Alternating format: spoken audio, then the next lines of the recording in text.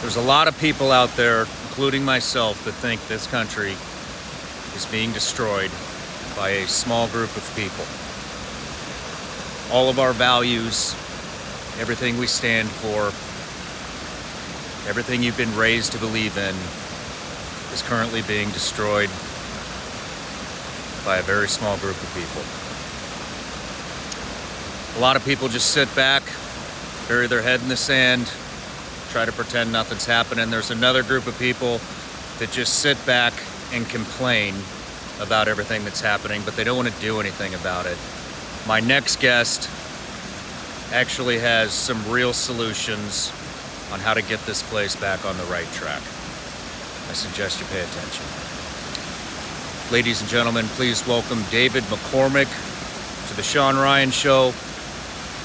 Last episode, we were number 9 out of over 8 million podcasts on Spotify. Please head over there, give us a 5-star review, share this episode with everyone you know, and let's get this show to the number 1 slot. I love you all. Thank you for tuning in. Thank you for being here. A lot of truth coming with this one, and a lot of truth coming with the upcoming ones. Love you all. Cheers. One last thing. Keep the faith, keep the hope. God bless America.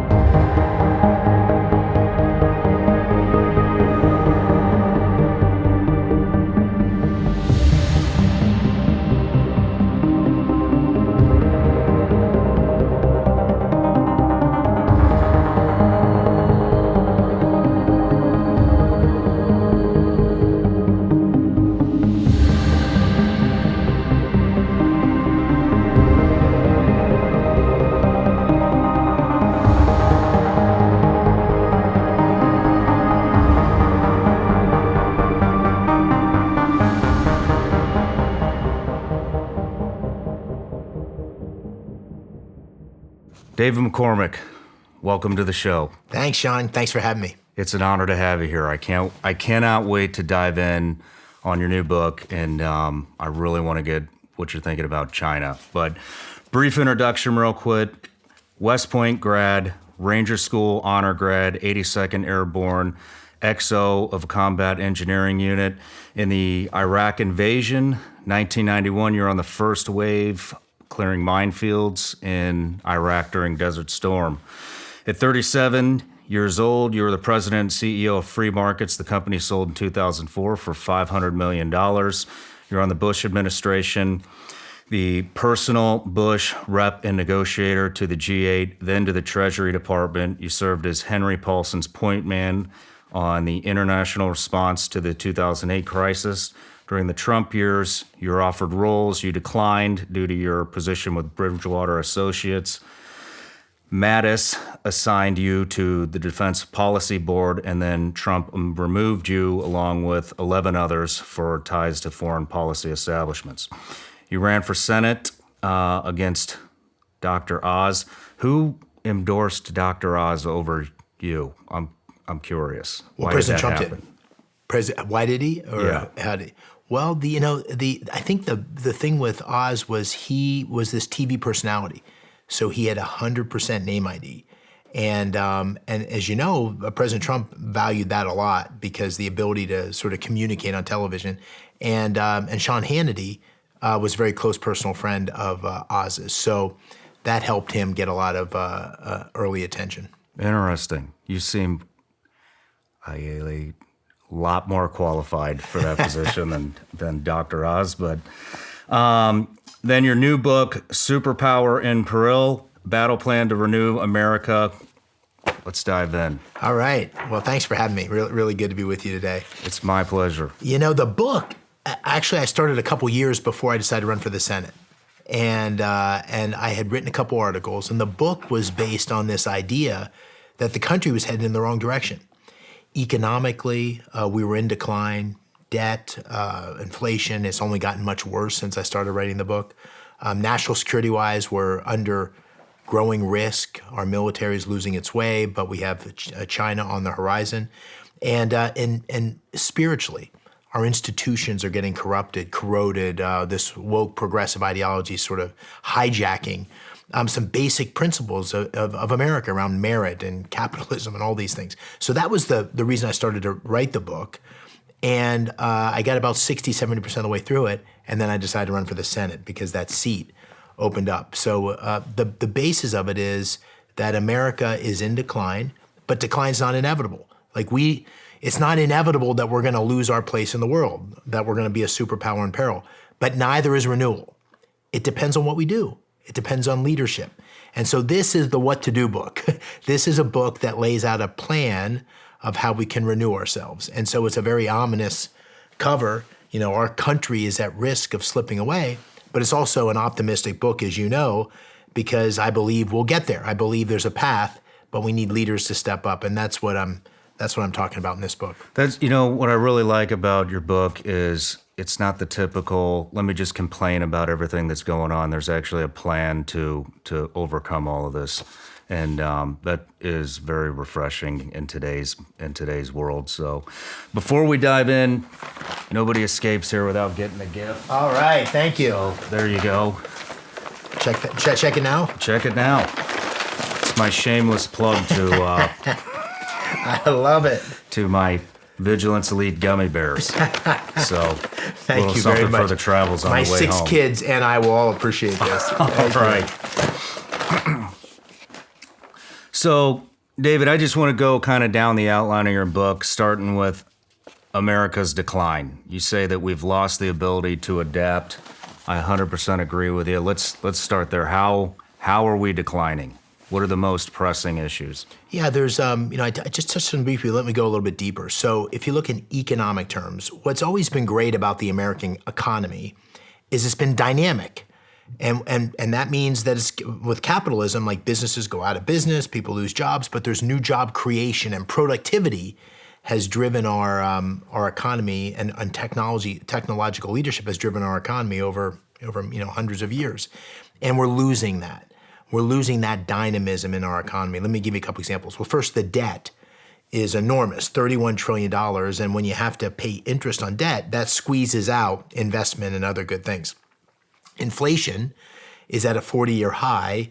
That's hard on all of us. It's really hard on working families. Across Pennsylvania, it's really hard on people with a fixed income.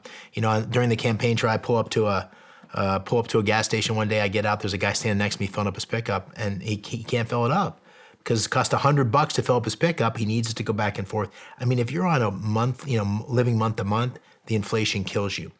But the thing that's the worst about our economy, the thing that should scare you to death, is that the whole premise of America has been essentially, no matter where you start, you work hard, have a little luck, take risk, build opportunity, you can get anywhere. So if you're born in the 4th quartile of people economically at the lowest end, you can get to the top.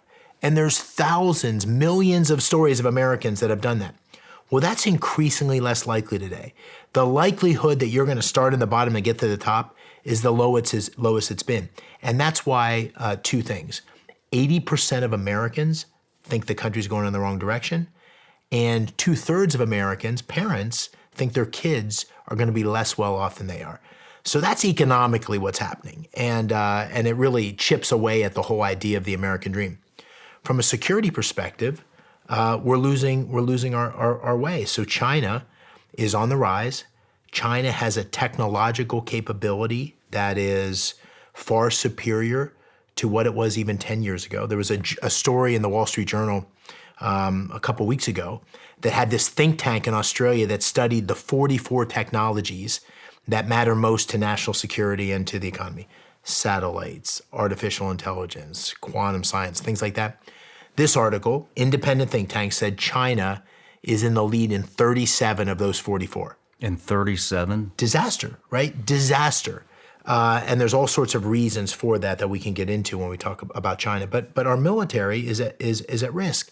And part of what makes it at risk is the wokeness and the progressivism that's sort of driving the agenda. Let me give you a small example. I know you're a Navy guy, but as an Army guy, the fact that the Army came out with its climate strategy under Joe Biden before it came out with its warfighting strategy is all you need to know. And that's part of the lack of focus on warfighting and the lack of ability to look over the horizon on new platforms that are going to be necessary to win. Those are both big problems, national security, economically. How do you think these agendas are filtering into the military? Do you think this is China pushing this one way or another? Well, I think it's a little bit of the third thing I'm about to say, which is the spiritual decay.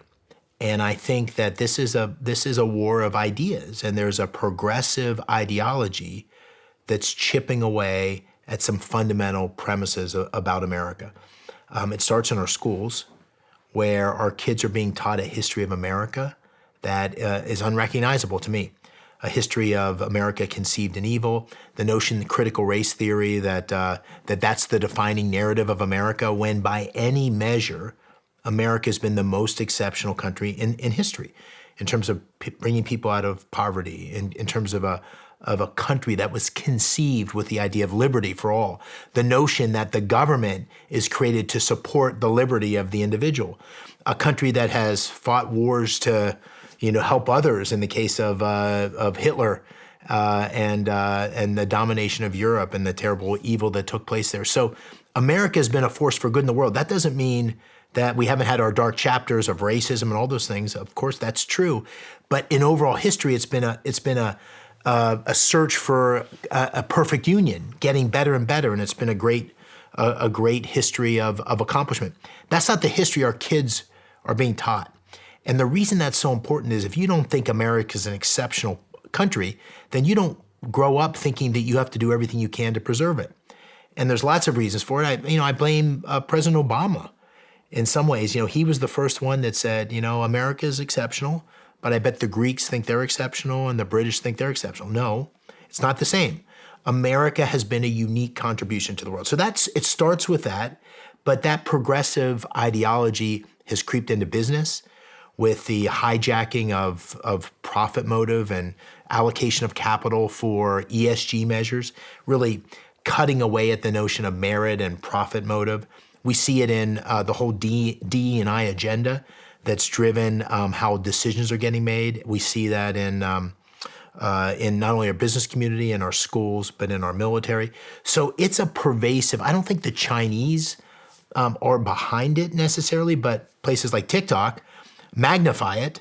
And this is one of the reasons I think China has growing confidence, and we should be worried, is because you're chipping away at the core of what's made America great. And so the book, we'll talk about this, but the book talks about leadership that reforms those institutions and drives in a direction that gets back to American fundamentals. You don't think China's behind this pushing propaganda towards critical race, the gender dilemma, whatever you want to call it, all these woke programs? And the reason I'm asking is because you see all these politicians that have businesses in China that could be ripped out from under them at any time. Yeah. Mitch McConnell, the Bidens, on both sides of the aisle.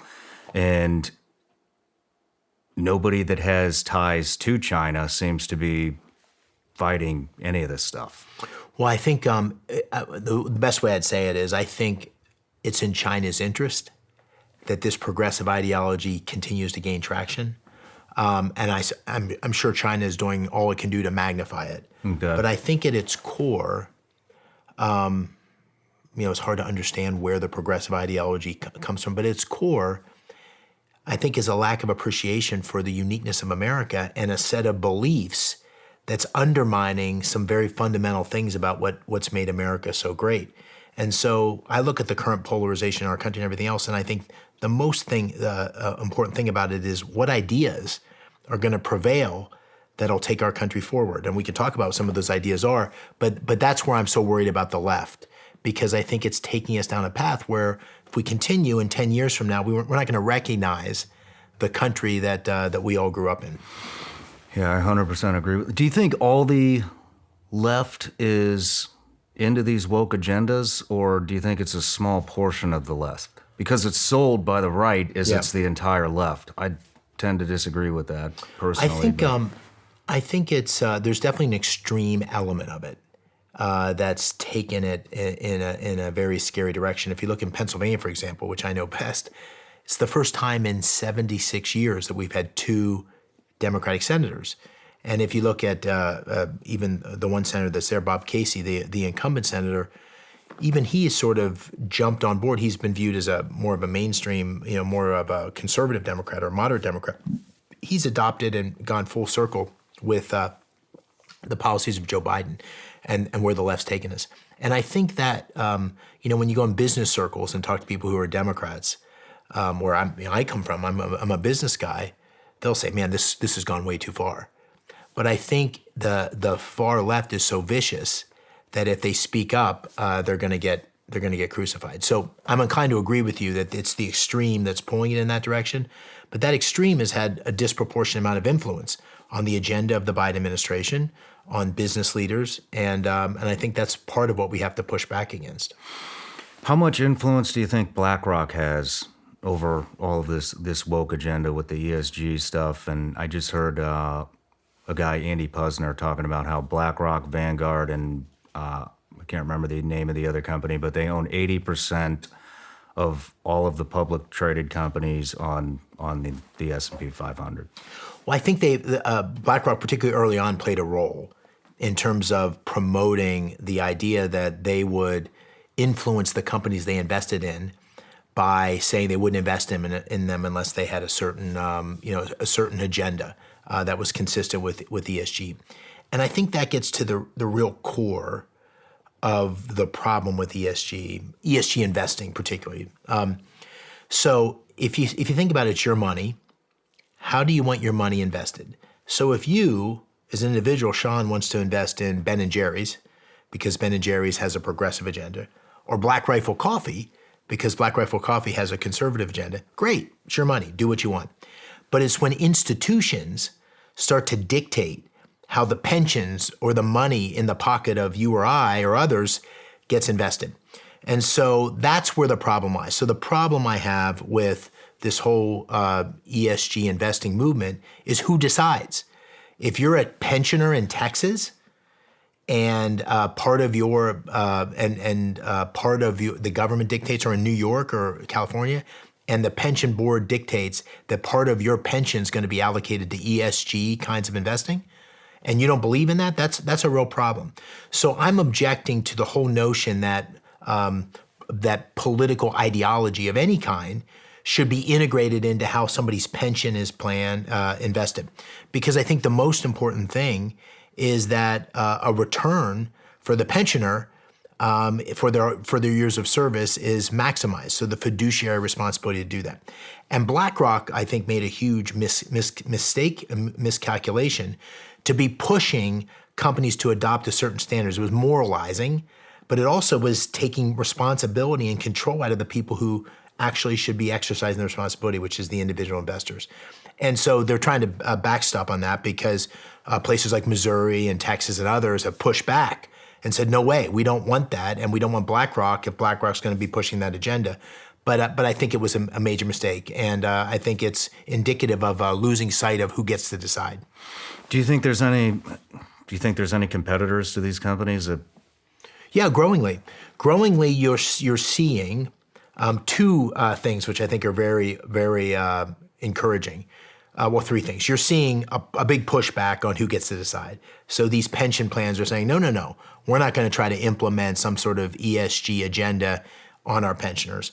You're seeing a whole new emergence of money managers that are managing money in a very anti-ESG way. So it gives options to investors.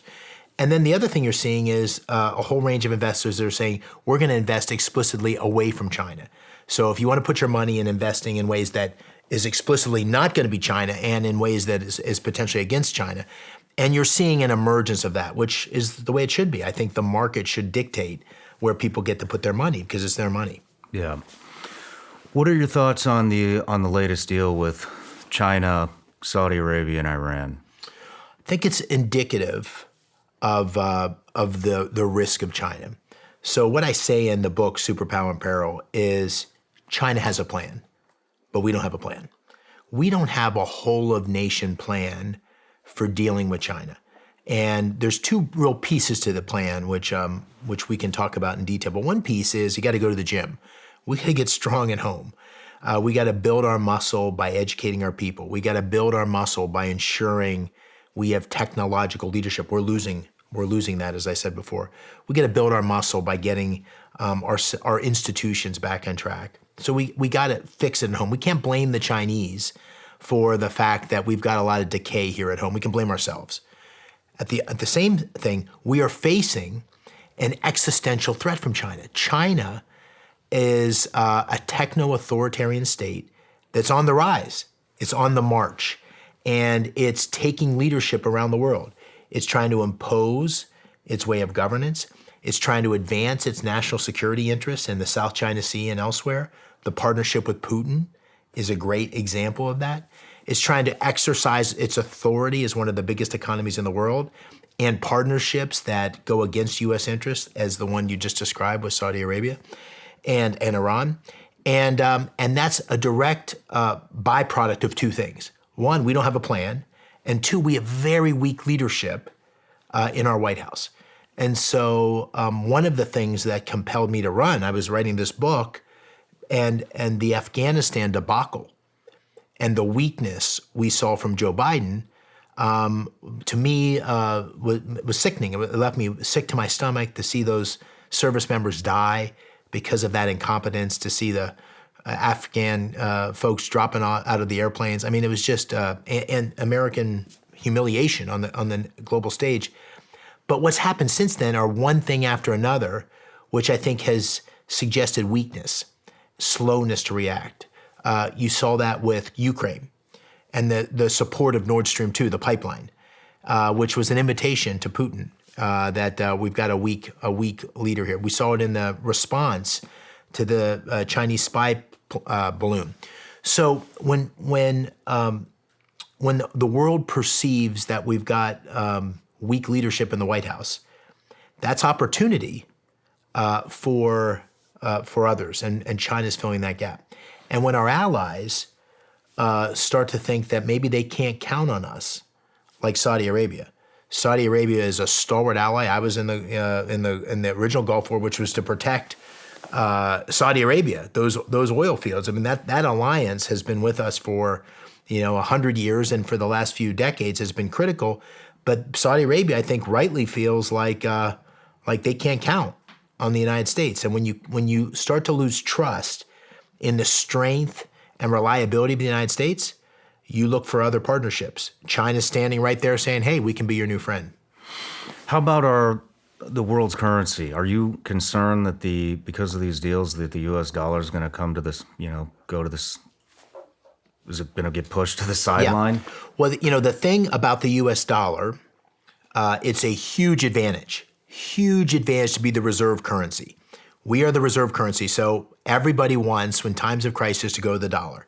That gives us the ability to fund things. That gives us the ability to draw capital that's unique. And the reason people believe in the dollar is the strength of the U.S. economy. They believe that all things being equal, that the United States is the safest place in the world.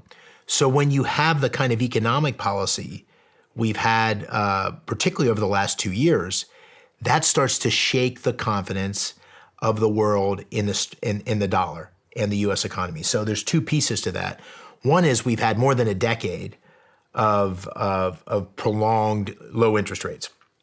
It's persisted under the Biden administration when there was lots of reason to raise interest rates, but they've kept interest rates really low. And that makes money really cheap. And when people have cheap money, they invest in some ways that are risky. The second thing that's happened, that cheap money has been, that what's gone along with that is enormous spending under Joe Biden. Discretionary spending is up 40%. We have a $31 trillion debt. That's not sustainable. And so that has been the root cause of inflation. Inflation then has to be met with a raise in interest rates, which is making the economy, putting the economy at risk.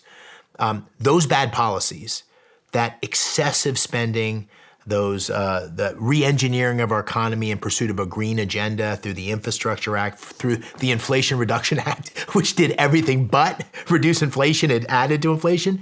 Those things are the things that undermine the power of the dollar and the strength of the dollar. And so when I say we got to go to the gym, we got to get our house in order. If we have our house in order, it doesn't on economic terms, it doesn't matter what the Chinese do. We are going to be the economic powerhouse in the world. But the fact that we're not right now and that we're weak is creating an opportunity for the Chinese and others. How close are we to getting pushed to the sideline? I mean, if you watch the news, it seems like it could happen at any minute. But the news is very fear-based on both sides. What is your insight into how close we are to losing? Well, as I say in Superpower and Peril, I think we're in a very precarious spot. We are in peril, but we have time. And you know this from your time in the military or your time in bar fights or whatever it is. Sometimes the biggest guy has some weaknesses. China has some weaknesses. They have some huge strengths, but they have some real weaknesses. The weaknesses are that that they have an authoritarian model, and an authoritarian model requires the ability to continue to keep a cap on people, and they have an economy that's state allocation of capital. That state allocation of capital is advantageous in some ways for the technology leadership that I mentioned earlier. So it's given them a benefit in the near term, but it also creates huge risk in the long term because the government can never allocate capital as well as the private sector. And they've got a huge demographic problem. So, they're not growing. They have a huge aging population, and their birth rates are such that ultimately they're going to have far more older Chinese than up-and-coming Chinese, which is a key driver of growth and productivity. So part of this is creating the economic juggernaut in America that can compete into the decades ahead, and they have a system that will struggle. I think President Xi sees that. He's a smart guy. He sees that. He also sees this as a moment of American weakness, and that's why he is moving as aggressively as he is to establish China's leadership in the world and these partnerships. So to answer your question, I think there's time if we act now and act decisively, and that's why this 2024 cycle for the president and for control of the majority in the House and Senate is so critical, because on the current path, we're going to lose the moment. We're going to lose America's leadership in the world. That's why we are in peril. But if we course correct in the coming couple of years, there's a clear path to taking leadership again. So we have a couple of years. All right. Yeah, I hope so. Yeah. What are your thoughts on how we're handling Russia-Ukraine? China's come in. They're trying to negotiate a peace deal. We're fueling the war, basically forcing NATO's hand into aiding Ukraine. What are your thoughts on that? Well, my thoughts are that that we can't lose sight of what's happened here. Putin is the aggressor. This is aggression at the heart of Europe, and this is a U.S. interest. So I believe we should strongly and decisively support the Ukrainians. I believe that President Biden hasn't done that. It's been very ham-handed. That doesn't mean give the Ukrainians everything, but it means support their efforts strongly and fully to push back on aggression and win this war. We don't do that because of human rights and the pursuit of liberty. Those are things that we're in support of. We do that because it's in U.S. interest to do so. And those that say that we should not do this, we should not focus here, we should turn our attention to China. Those two are very connected, right? If we show weakness and withdraw from our support for Ukraine, that will embolden the Chinese. That won't give us an opportunity to focus on the Chinese. That'll make our situation with the Chinese more challenging, not less so. Now, with that said, listen, you far more recently than me, we've had 20 years of war in Afghanistan and Iraq where we lost sight of the end game, and I don't think had the kind of decisive victory we want. We spent, thousands of lives and treasure, And so for those people that say we need to be careful to make sure U.S. troops aren't drawn into this, I agree. For those who say we have to make sure the money doesn't get corrupted and stolen like it was at Bagram Air Force Base, I agree. So we have to be wise, but we also have to be forceful in our support and our strength for Ukraine. What happens if the Chinese? The reason I'm bringing all this up is I think these are all reasons why America's falling. What happens if the Chinese successfully negotiate this peace deal? Yeah, I think that would be disastrous, and I think that's unlikely. But it shows you the level of ambition that the Chinese have for becoming the world superpower, and it shows you the vacuum that weak leadership creates.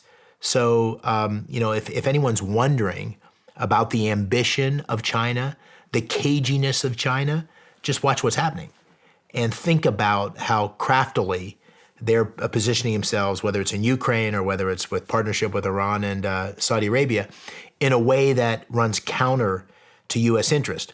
So we'll see what happens, but I think ultimately our leadership on the world stage, our strength at home, will make it very difficult for China to continue to fill these voids. But we leave voids and we show weakness, and this is going to continue. What do you think our interest in the Ukraine-Russia conflict is? What is our interest? Why are we there? Well, we're there, I think, because stability in Europe, the biggest market in the world other than Chinese and the United States, Western democracies, which have been our allies for many, many decades, unique economic partnerships and mutual interest, instability in Europe, chaos in Europe, ultimately risk U.S. interest. That's the primary reason. Instability, where and anyone who thinks that if you said tomorrow, let Putin have Ukraine, anyone who thinks that then that stops the aggression hasn't read history, because giving into aggression encourages aggression. Mm-hmm. So that's why it's in our interest, because stability in Europe, both economic and national security stability in Europe, is critical to U.S. interest. And that's why we should support Ukraine in pushing back on that assault. But we need to support them in the way I described: wisely, decisively, strongly, but not in a ways that becomes a slippery slope. If they negotiate the peace deal, does that automatically throw us in the number 2 slot? Well, I think there's a number of different things on the world stage that, no, I don't think one thing takes us from number 1 to number 2. But there are a number of things that are currently happening, economically, national security-wise, and elsewhere, that in combination are why we're in peril. So I don't think there's one day that we'll wake up and say, oh, that happened, therefore.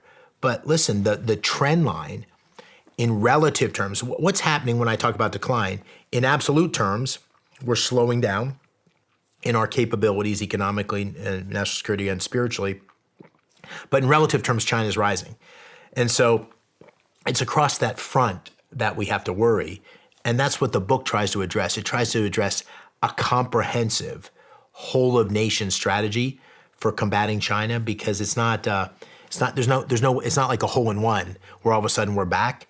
It's lots of things that together have to represent a strategy for ensuring we remain strong and the superpower in the world. Okay. One more question about this. If they negotiate that peace treaty and the war stops, does that throw us into a recession? Reason I'm asking is because the way I understand it, and I'm glad you're here because I do not understand economics, but the way I understand it is the only reason we're not in a recession is because we spun up the military-industrial complex.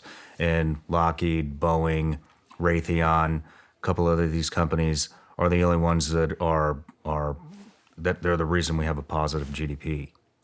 Yeah, I don't think that's true. I think the amount of spending on Ukraine, while significant, is relatively small compared to the overall defense budget. Even the whole defense budget's $800+ billion, and we're talking tens of billions of dollars in the case of Ukraine. So, but it's an enormous amount of money to Ukraine. But it's not. This is the economy is not going to go one way or the other because of what's happening in Ukraine.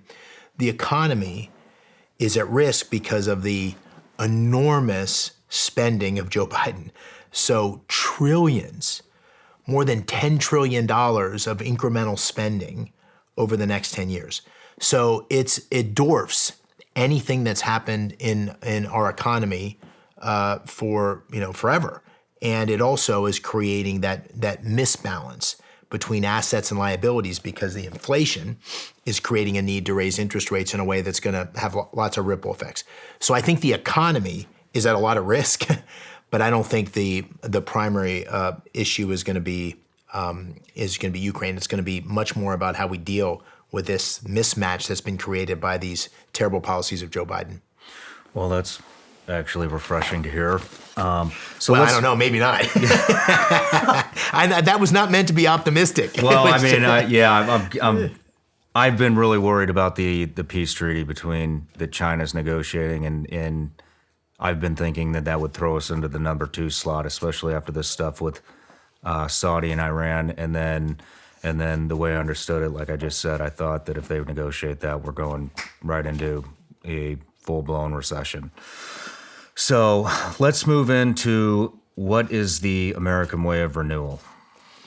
Well, this is, I want to step back here, because when you think about, people have asked me about the book, they say, oh, it's such, Superpower and Peril, like, wow, like that's scary.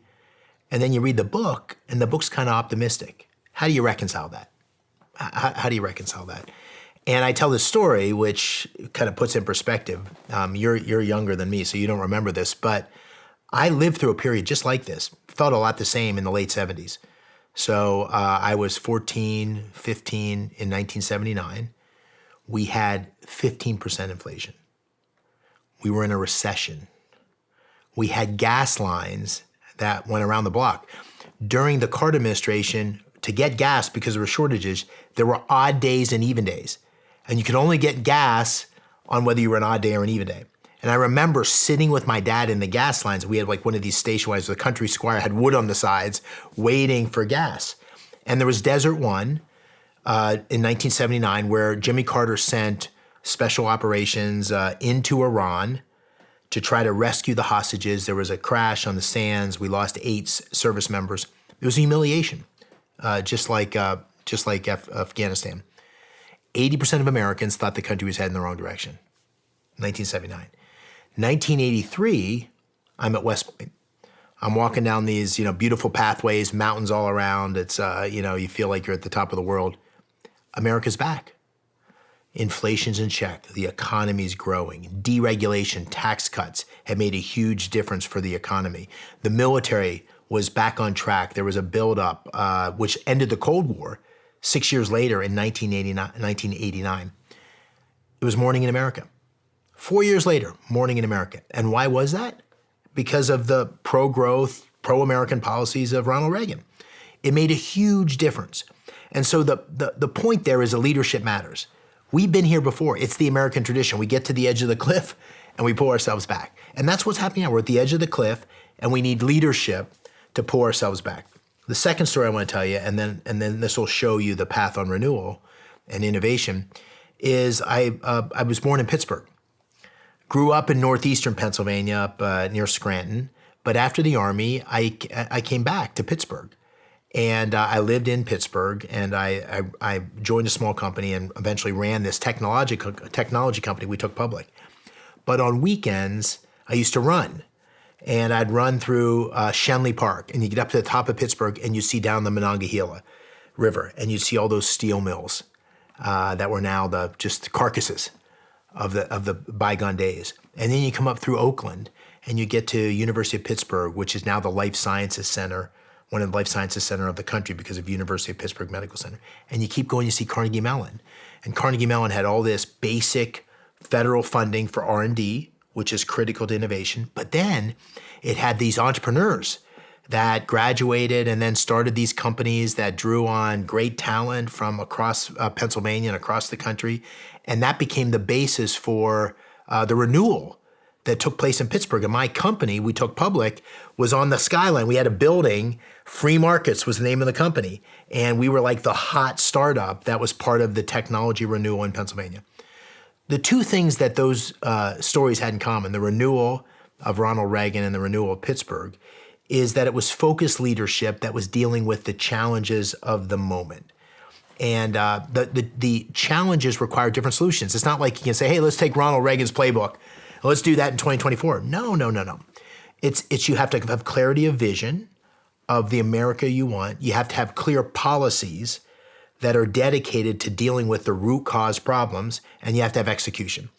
And so in Superpower and Peril, what I try to lay out here is an innovation agenda, a renewal agenda that brings back productivity, that brings back dynamism to our economy, restores the American dream, but also makes us strong so we can combat China at home and abroad. And there's really three pieces to it. It's very simple. It's educate our people. We can talk about what that means in terms of schools and skilled workforce. It's ensure technological leadership. And so there's a whole series of things we need to do to reverse what I described to you with the Chinese being in the lead. And here's the one that probably is talked about too little: data. Data, there was an article in The Economist a couple years ago that said, data is the new oil. Like, it is the strategic asset that's going to determine which countries rise and fall. It's not quite like oil, because when you use oil, it's gone. When you use data, you can use it over and over again.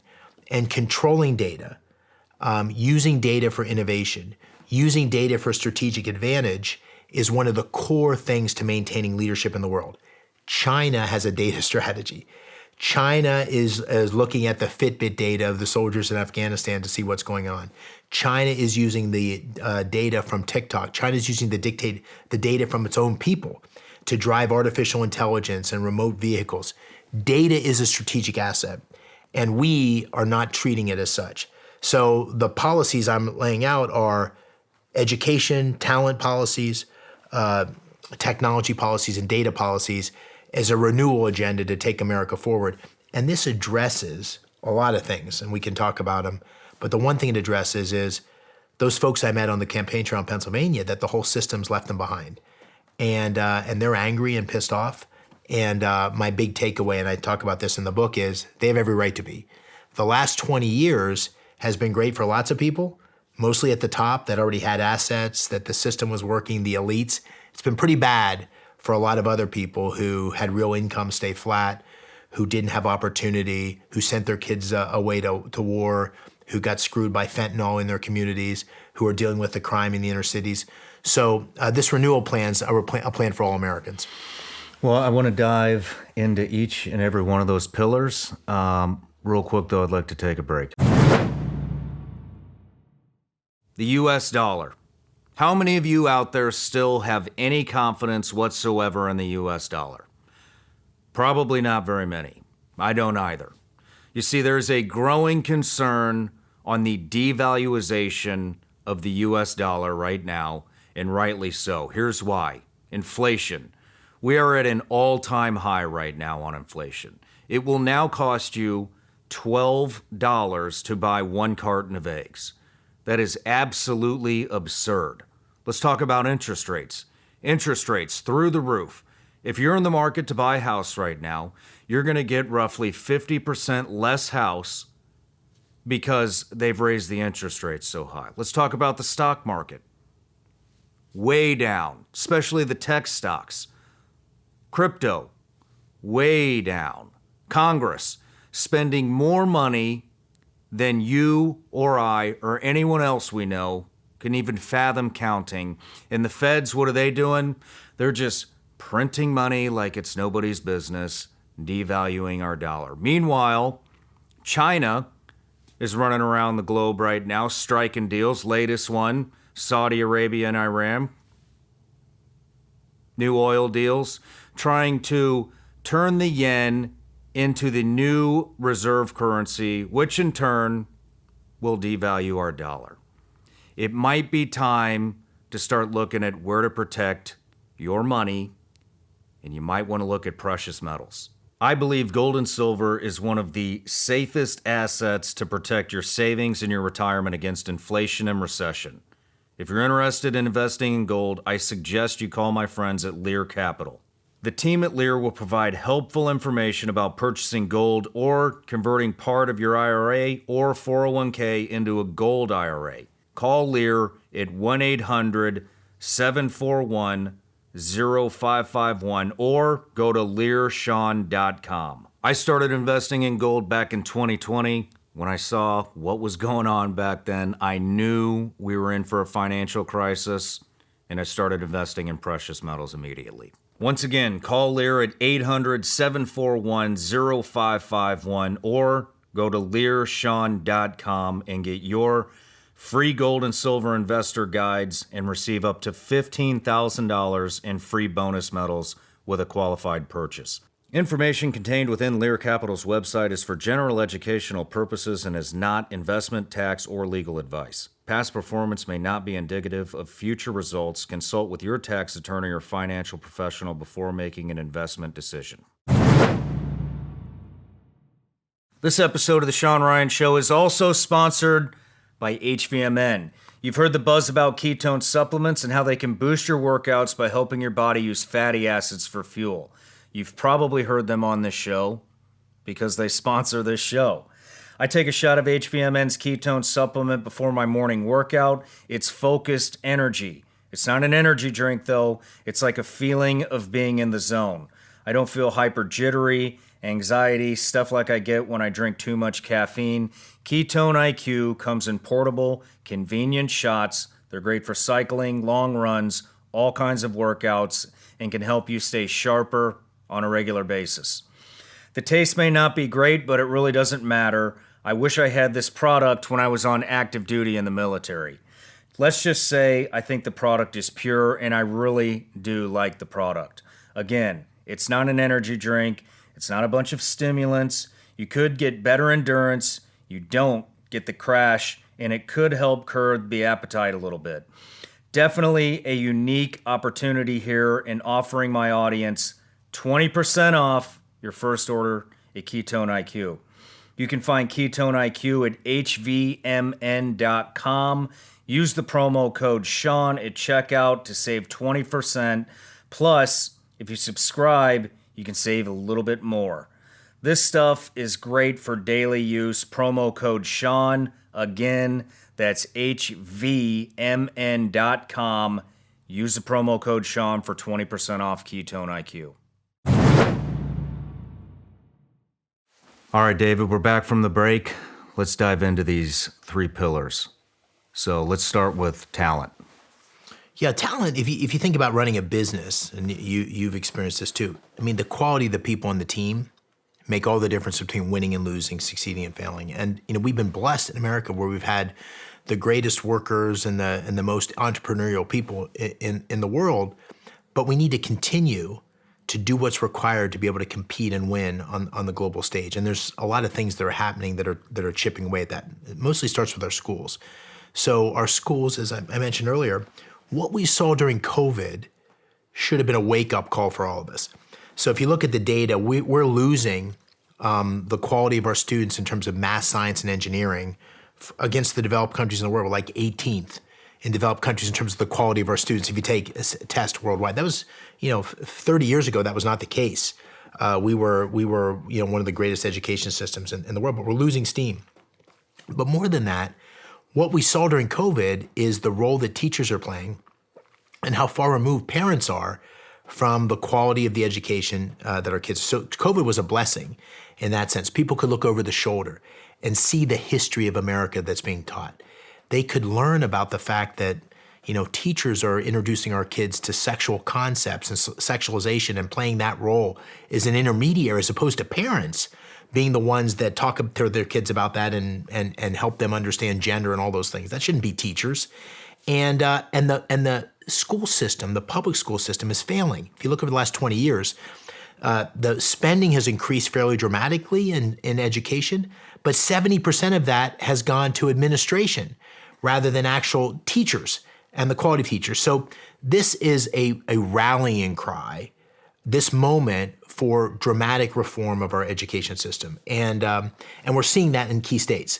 We're seeing that COVID really empowered parents. We're seeing it in school board races where parents are running to replace woke school boards. We're seeing that in states like Florida, in Arkansas, where Sarah Huckabee a couple weeks ago just got passed her education bill to really begin to change this. And at the core, none of this is going to change. It's only going to be incremental until we break the back of the teachers' unions. And the problem we have is that that's a monopoly.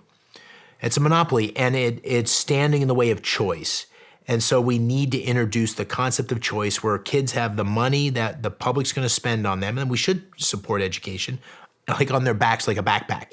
And the kid and the money goes to the place that their parents think is going to be best for that kid. And so this, I hope, will give new momentum to the idea of choice. You had an interesting fact in your book that I found alarming. You said that there was only been a 7.7% increase in teachers in the past 20 years, but there's been a 75% increase in school administrators. That's right. How does that happen? How do you dump 75? It doesn't make any sense to me at all. It's bloat. It's bureaucracy. It's wokeness. It basically, you lose sight of the mission.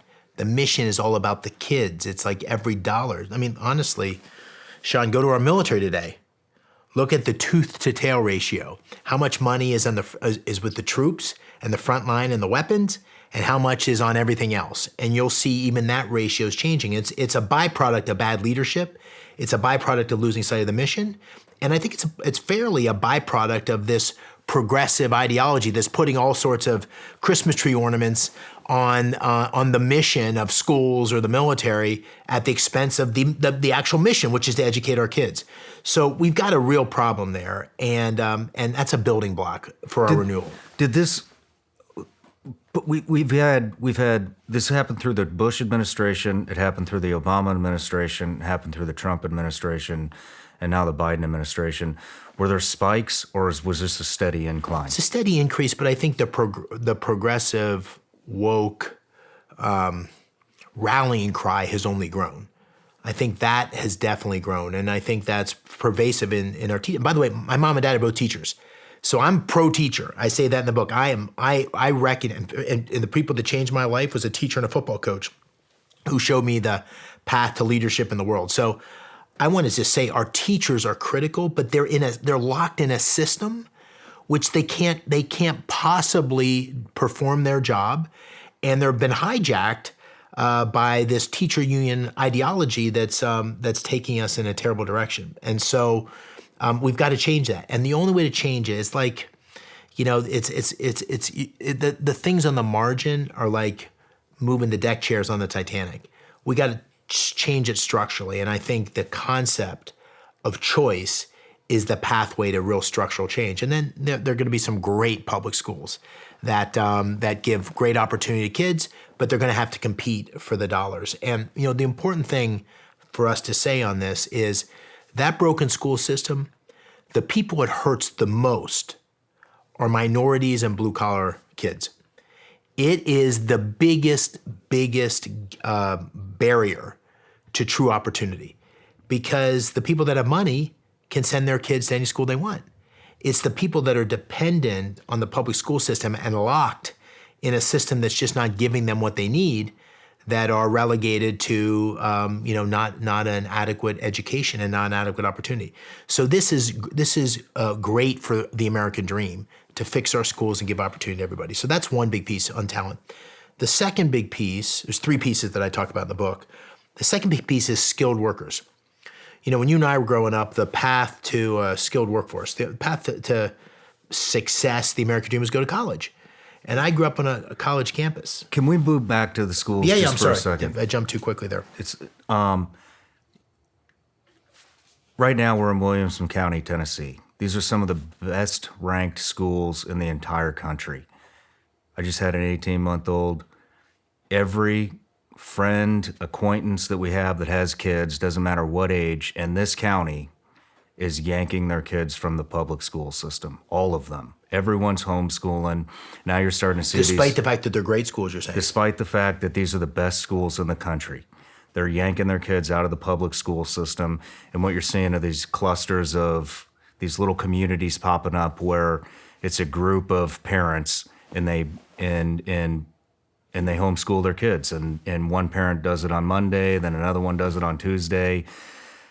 I don't know one person that's sending their kid to the public school system. Yeah. And I would like to be able to send my son to the public school system, but I feel like because everybody's yanking their kids out of the public schools in this county, there's not going to be any funding.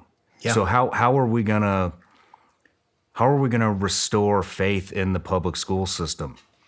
Well, what's going to happen is that what you're describing has so many bad consequences of it, because you are still paying for the schools because the schools are paid for by taxes. So the people that are doing that are essentially able to afford to do it.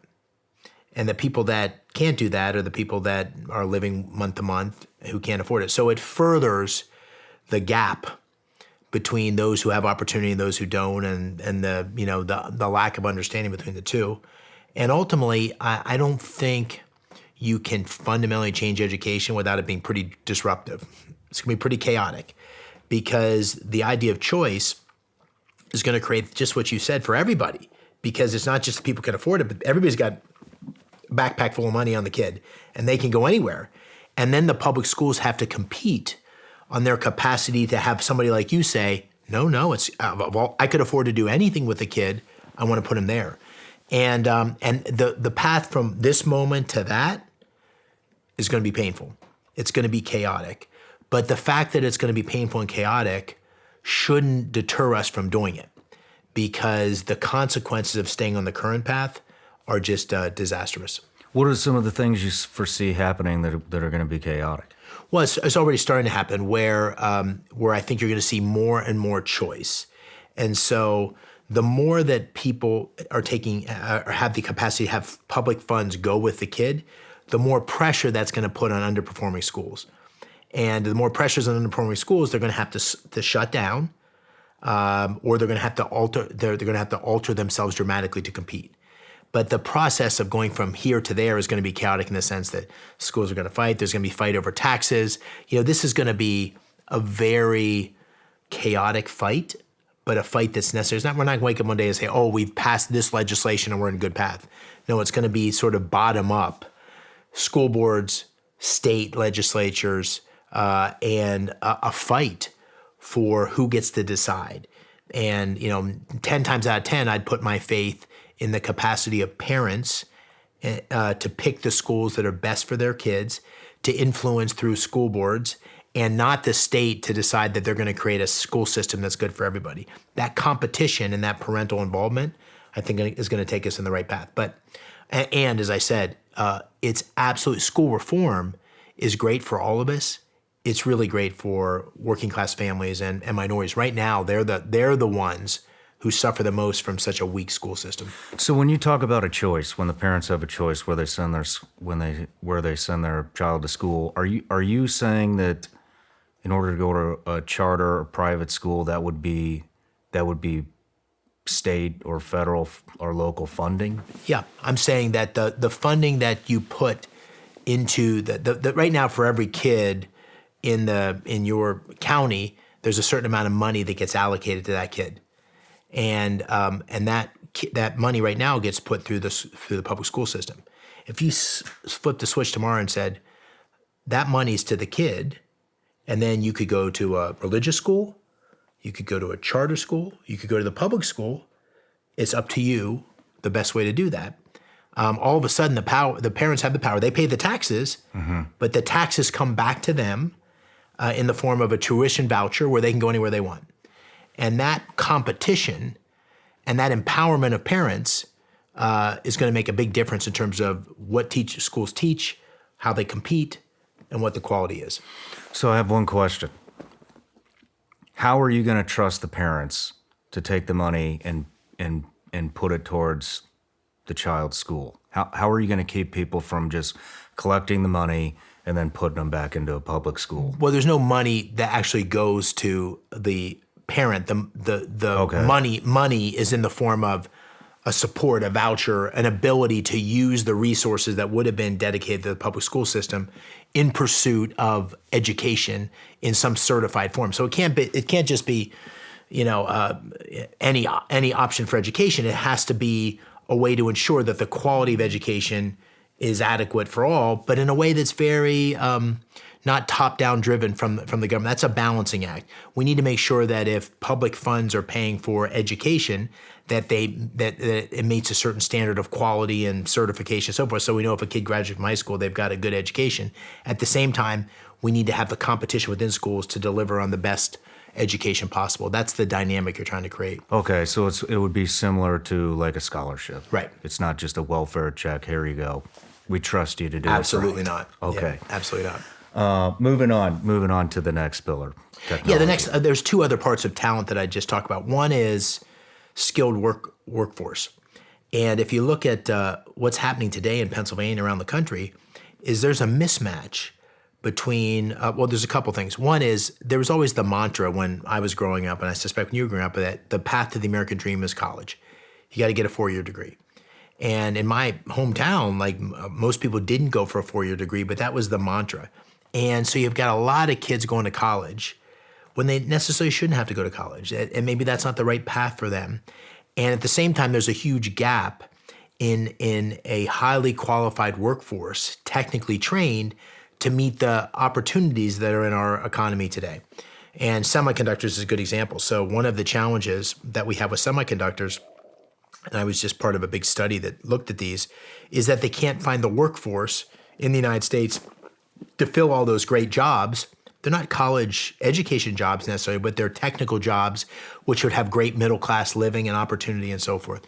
And so there's a certain subset of our population that should have the opportunity to opt out of college and develop great skills so they can have the kind of middle-class, great existence, great jobs that the steel workers had in the 50s in Pittsburgh, where, hey, you could have a great house, take great vacations, you would have a great middle-class existence rather than living month to month or paycheck to paycheck.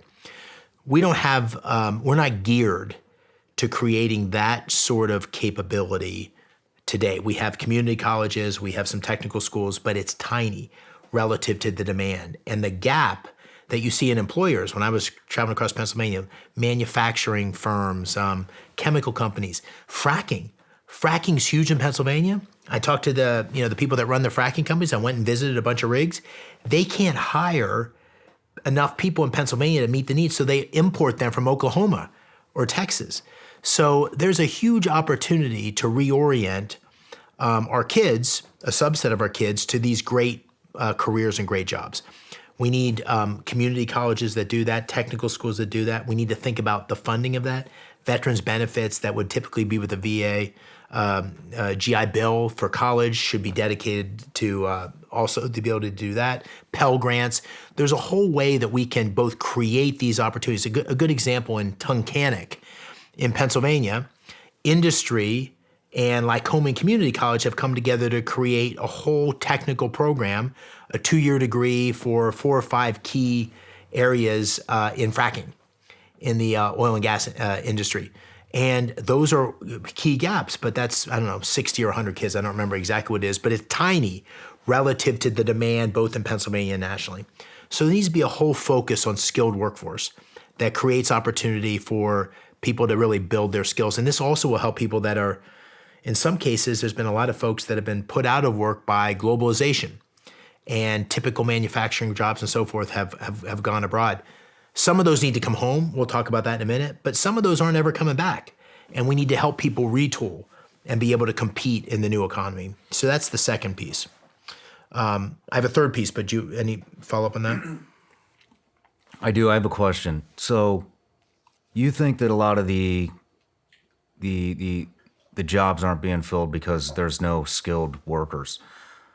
A big media narrative is they're not being filled just because government spending's out of control and people become lazy. Well, some of that's true. I mean, clearly we paid people under the Biden administration not to work in the early days of the COVID response. So absolutely, we've got a cultural drift where kids don't necessarily have the same determination to work and make. So that's a real thing. I'm not trying to in any way minimize that.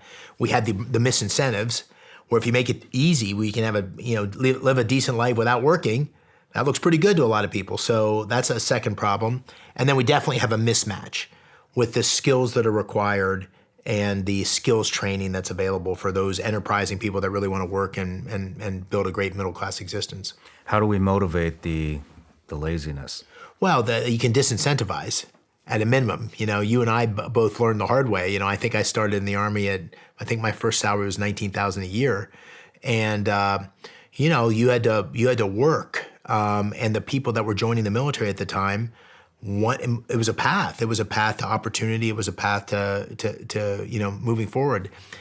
So you've got to create that, hey, listen, there's no free lunch. And if you want to be a participant in our society, you got to go do it. And I think we've become a little too lax on that. Certainly COVID perpetuated that, I'm afraid. How do you think that's going to play out with the vote? I mean, there's a lot. I don't know how many, but it seems to be there is a lot of people that are just totally fine with just living off the system. So, well, I don't know. I'm an optimist. I'm an optimist. I can't help myself, and I see all the problems. But in the end, I believe that Americans deep down inside know two things. And we got to reinforce these messages over and over again. But being a citizen of America, being a citizen of the United States, is a huge privilege. It's part of the greatest country in the world. Even on our worst day, America is better than them. The poorest among us are richer than 90% of the world. It is a marvelous country. It's a privilege, liberty, freedom, and it's a responsibility. Like, it doesn't keep going unless we keep it going, and this is what I try to reinforce with my kids, and this is what I think we need to reinforce with that next generation, which is this will only be the America that we know and love if we actually all act to do it that way. What's that mean? It means, builders and workers in the economy that make it great. It means people that run for office that are high quality people that want to serve. It means, a great military that's not struggling with huge recruiting challenges because people don't believe anymore. So, we're at that moment, it feels a lot like 1979, where people are questioning America's greatness at home. I understand that, but the way we get through that is we lead. And so I don't know if that's too pie in the sky, but that's the way I think about it. I hope you're right. I hope you're right. All right, let's move on. Yeah, third thing on talent is just immigration. And this is so polarizing right now. And I saw this firsthand. So everywhere I went on the campaign trail, everybody say illegal immigration, the open border's killing us. And so I went to the border. I went to Yuma, had Brandon Judd, who is the president of the Border Patrol Union, take me around along with some local leaders. And the crisis we have on the border is beyond anything I could have imagined. The degree to which it's porous, the degree to which it's controlled by the cartels, the degree to which we have huge human suffering, exploitation of women. I mean, it's awful. And so the Biden administration has in the last 2 years taken a situation that was moving in the right direction and very stable under President Trump and made it orders of magnitude worse. And the reason that affects Pennsylvania, which is not obvious to some people, is that open border results in fentanyl coming across the border and making its way across the country, but into Pennsylvania in a couple of days. And my hometown where I grew up is right on Route 80. That fentanyl comes right down from New York and on Route 80 and others.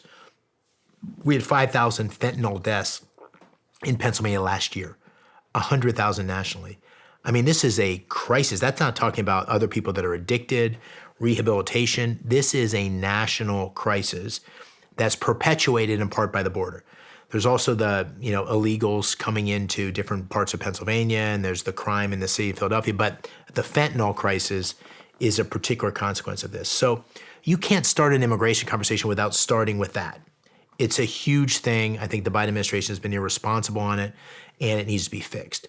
But there's another side of the immigration story that you actually can't even talk about these days because it's so controversial, but it's the fact that we're a nation of immigrants, and we need a legal immigration process that works.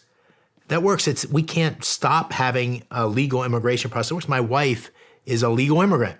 My wife was a Egyptian Christian, and her father served in the Egyptian military, and brought his daughters, my wife included, to America so they could practice their religious freedom. And she's had a remarkable American dream. Her father mowed lawns and was a mechanic and then became an entrepreneur and is wildly successful and has been extraordinarily great contributor and citizen to America. That's what's made America great. So we can't, in our desire to cut off that border, which must happen, lose sight of the need to continue to have an immigration system that makes sense. And what I describe in the book is what President Trump actually recommended, but wasn't able to implement in his administration, which is reforming the immigration system so it's more merit-based. So if you look across America today, we've got big gaps. Some of those can be filled by the training that I'm describing, but there's gaps we have that are really standing in the way of economic growth, that bringing in legal immigrants don't displace American workers at all. And they're a critical part to our economy continuing to grow and be prosperous. So the third part of the chapter is, listen, let's talk about this as conservatives. Let's talk about this as someone who actually witnessed the border and wants to stop. But let's also talk about what we need to do on legal immigration to make the system work. President Trump had these ideas, didn't implement them. The current legal immigration system has a lot of problems with it. A reformed immigration system, I think, could address some of those problems. Why has the Biden administration just completely abandoned the border, especially with the fentanyl? Do you think any of this comes from Chinese influence? The reason I'm asking is because China is supplying the cartels and teaching the cartels how to make the world's most deadliest fentanyl. They're already implementing the next thing that's going to take over fentanyl. Went from heroin to fentanyl. Now this other thing is getting ready to come out. It's already being pushed across the border. Yeah. We know Biden has ties to China. Do you think? Well, I think for sure that China sees this as a very insidious way to undermine America. So the fentanyl, as you said, that's manufactured in China comes through the Mexican cartels, teaching the Mexicans to manufacture the fentanyl. All of that I totally agree with. And this is one of the many ways when I say China has a whole of nation strategy for winning, this is one of the ways that they do so indirectly. And so I'm sure they're happy to see the way this is developing. I don't think so in terms of the Biden piece, and I think this is essentially the border policies of Joe Biden are a direct consequence of what he ran on. He ran against Trump. He said that Trump had done a terrible job with the border when I don't think that was true. And then he's been pulled to the left by the progressives that have essentially continued to say you got to have open border policies. I think that will likely change because it's so obvious what a disaster it is. How do we combat this? Well, we had a path. This isn't hard. I actually think that we should consider, in a very disciplined way, the use of the military to work with the Mexicans to stop the cartels. We did so in Colombia some years ago. I think it's that insidious of a risk. And so that's one piece, but we need to close down the borders. That's the most obvious thing. And it's not like, it's not obvious some of the things you could do. When you're there at the border, you can literally look across the Rio Grande. You can see the cartel guys up in the bushes, sending people across. You look at the cameras at night, hundreds of people are coming across unchecked. It is wide open. It's not like there's been efforts to curtail it and they just haven't been successful enough. It is wide open. So there's some basic things we can do to secure the border. Whether that'll be adequate or not, I doubt it. We probably need to do more extensive things. But at the heart of it's the cartels. It's big business, and they're not going to stop. Do you think Mexicans going to be open to working with the U.S. military to resolve this problem? I would hope so. It's the same in Colombia. It's challenging because it's economic, and the economic benefits are pervasive throughout the society. So, but the consequences of not getting it right, in terms of having a good relationship with your biggest neighbor. And there's all sorts of other leverage we have that we found through the NAFTA negotiation. So I think there's a path to getting the Mexican government and we working together, but it takes leadership. We haven't had it. How much do you think the cartels infiltrated the Mexican government? I don't know. Substantially is my guess, but I'm not an expert on it, but that'd be my guess. Okay. Moving on to technology. Yeah, let me just say two things on technology, big picture. Man, you got to be careful here. Because what you don't want to do is develop a path to technology leadership that you sort of try to be like China. We got to have a strategy that's not China. We've got this free market system that's led us to have the greatest economy in the world, the greatest technology in the world. So we can't become China. We also can't become the left with industrial policy, where you say, hey, we're going to spend a bunch of money, we're going to pick companies. And by the way, those companies, they have to have certain climate change strategies and ESG and childcare, and we're going to dictate that, and that's the price you pay for the government money, and the government's picking winners or losers. We can't do that either. But we do have a problem, and we have to confront the problem. And for those people that say, hey, listen, just let the markets work, well, we've been letting the markets work. And the markets aren't working because I just described to you 37 out of 44. Under the Trump administration, Bob Lighthizer did that same analysis that I just described to you in 2017 on 20 technologies and said the Chinese were in the lead in 10. That was 5 years ago. So we got to do something, 6 years ago. So we've got to do something. And here's the two things I think we should do. One is we got to increase our basic R&D. So basic R&D is something that the private sector doesn't invest in because it's long, they're investing for decades. They don't invest in it at the level that we need to. And the benefits of that have always been critical for the space program, for satellites, for the internet. All these things are a byproduct of basic R&D. Our basic research and development today is about half of what it was in 1950 as a percent of GDP. So we got to invest more money in basic science. Second thing we have to do, in my opinion, is, and it's unique to this moment, we have to nudge the private sector to invest in those areas that are critical to national security, critical to our economic success. AI, 5G, those sorts of things. Right now, the capital that's going there has not been adequate. It's huge expenditures, huge.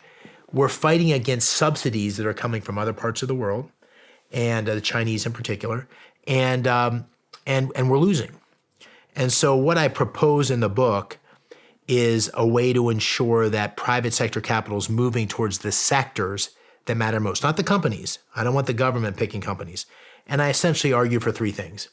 I learned a lot of this through what I saw happening with fracking and the regulation that I saw in Pennsylvania and elsewhere. But we have to look at those sectors very carefully in terms of regulation and make those more accessible to private capital and reduce the regulations in places where we think it's making it hard to invest. Fracking is a good example, not national security-wise, but a good example. But for those technologies, 5G and so forth. Second, we have to create tax incentives to invest in those areas that are going to be most beneficial for the country. And then I recommend something called an innovation fund, the concept of an innovation fund. It's essentially this. If you want a lot of private capital to come to a particular sector, have the private capital invest side by side with the government. So if you want money in satellites, you have the government invest side by side in a fund. And that fund, the government would take first loss, and the government would cap its return at like 15%.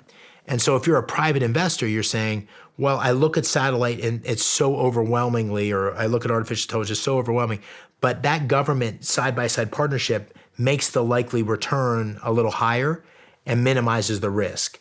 So I'm going to put my private capital into that fund and my private capital investing in companies in that area.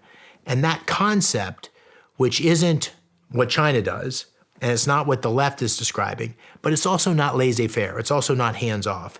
That's the kind of thinking I think we'll need to make sure we win this technology battle. And in the book, I talk about, hey, what would Milton Friedman say? Because Milton Friedman's like the free markets icon that all conservatives point to. And I said, listen, I'm not sure what Milton Friedman would say. He probably would have questions.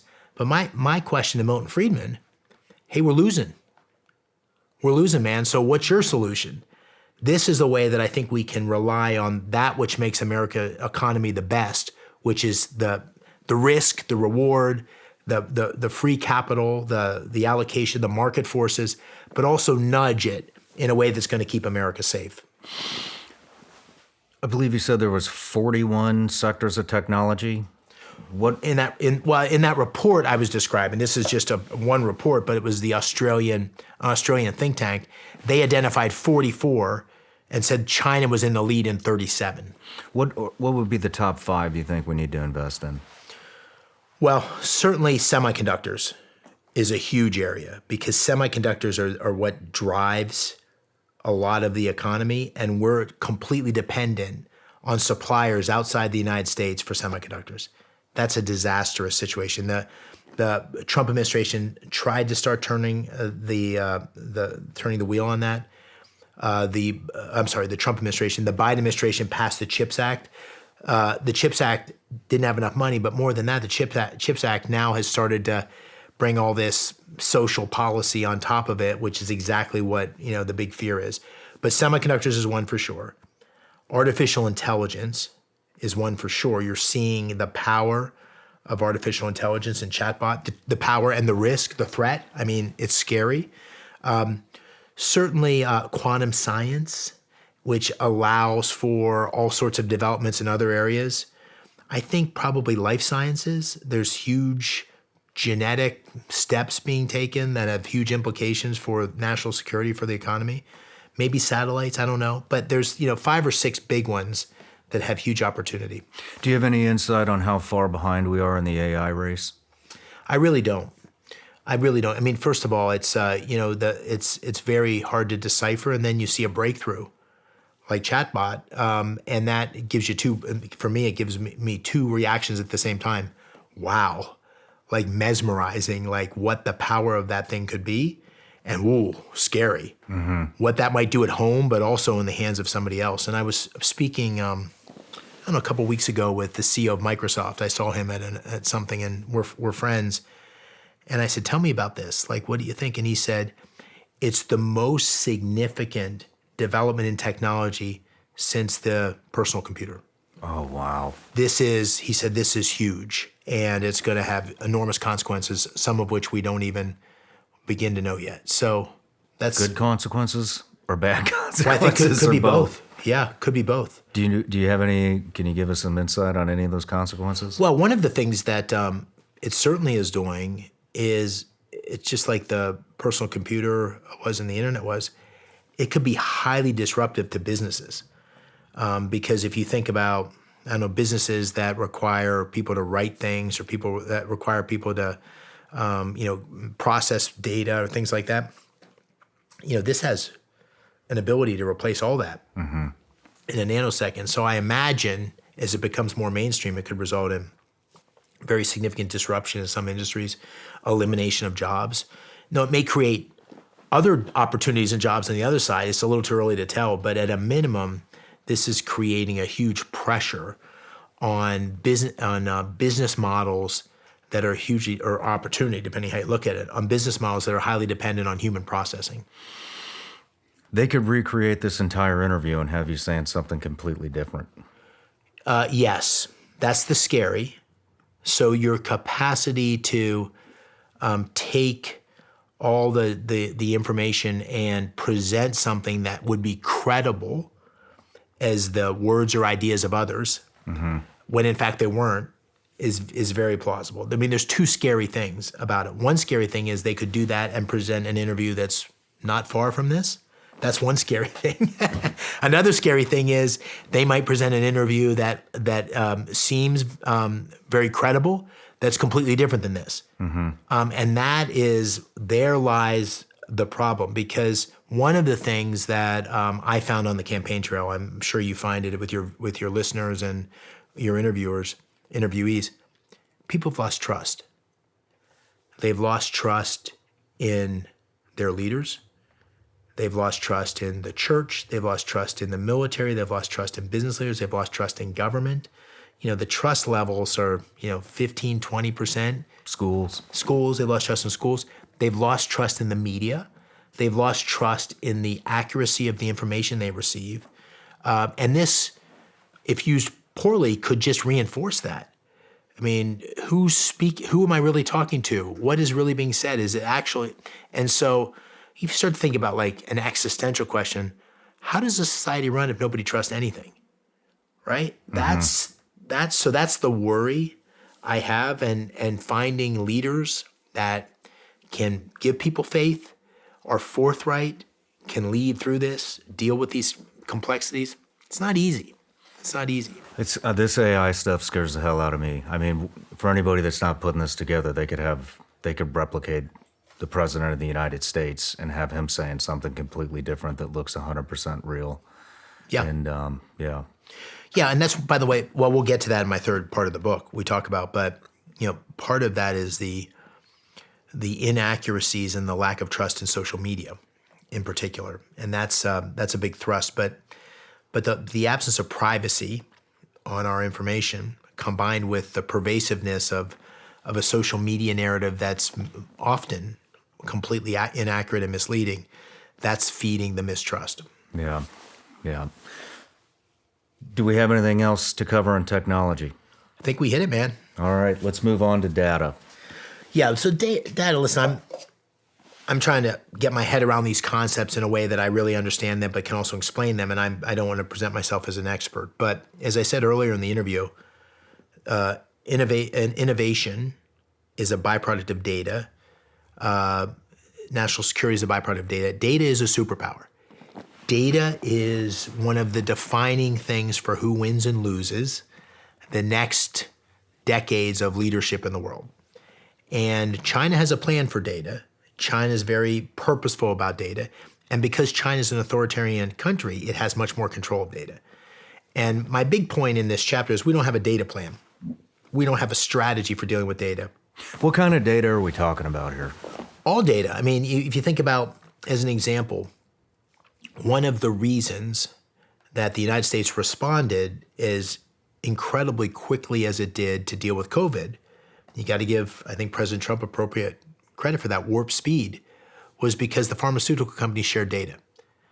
That data was the core for innovation and breakthrough. So data is a critical driver of innovation in remote vehicles, in artificial intelligence. And I mean, data is the underlying asset in AI. You're processing enormous amounts of data in pursuit of kind of outputs that come out of chatbots. So data is really critical. And we don't have a holistic data strategy for the country. And I talk about three things in the book, that this isn't comprehensive, but it's three things that I think are quite valuable. The first is privacy. We don't have a privacy regime for our data. And if it doesn't scare you, it scares me that when I order a pair of sneakers on the internet, for the next 3 months, every time I get a social media or email or whatever, I get some new advertisement for sneakers. So, I mean, God only knows where my data is going, who's processing it, how it's being used. We've lost complete control of our data.